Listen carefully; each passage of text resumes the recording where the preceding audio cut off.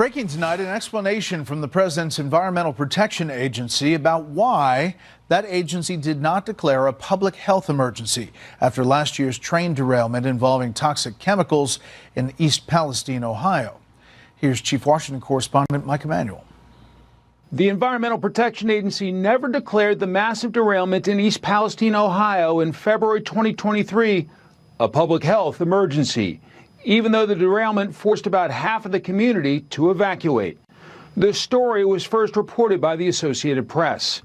Internal EPA emails revealed there were concerns about the consequences after chemicals spilled and burned. Quote, there could very well be dioxin concentrations in the area due to the low flame temperature combustion occurring at the train cars. Dioxin is a highly toxic chemical compound, but EPA stopped short of a formal declaration. Quote, the issue of declaring a public health emergency is a difficult one.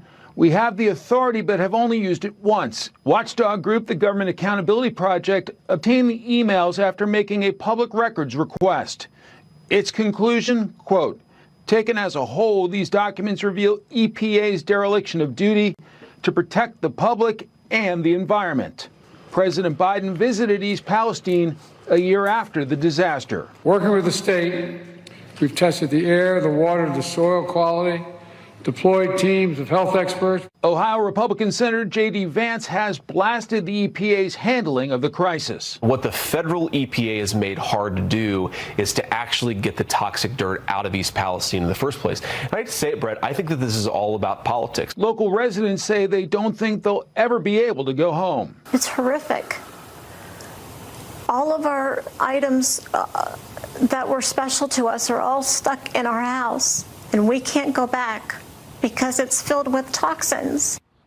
The EPA says it was open about the dangers when it told Norfolk Southern it was responsible for the damage, arguing the conditions there may constitute an imminent and substantial endangerment to health.